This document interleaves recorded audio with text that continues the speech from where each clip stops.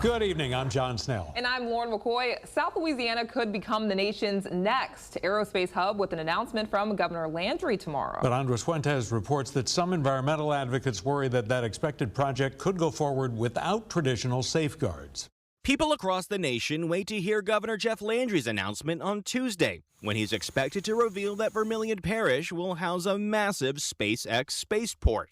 Many look forward to the transformational project, while others, like Rebecca Trish, have worries.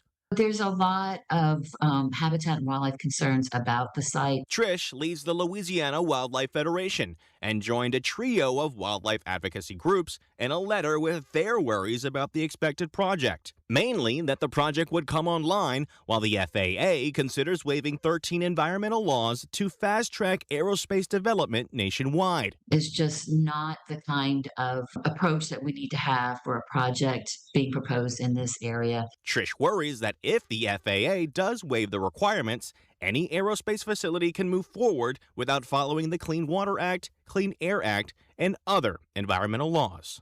Just because you don't have a permit to answer doesn't mean you're not going to have those impacts. Now, environmental concerns over aerospace projects are nothing new for local environmental advocates, especially after a push for the industry from the state legislature. So we can either jump in the game or we can just say we're not in the game. Prairieville State Representative Tony Bacala pushed forward tax breaks and incentives this year for aerospace companies that come to Louisiana. His goal was to bring high-paying jobs to the state and to make Louisiana attractive to the growing sector. Does this set Louisiana on the path to become the next Texas or Florida for the aerospace industry? It certainly gives us the opportunity to compete. And while the Louisiana Wildlife Federation says it's not against progress in Louisiana, Trish wants to see the state move forward responsibly. That's the people's property, and they have a right to understand what is being proposed.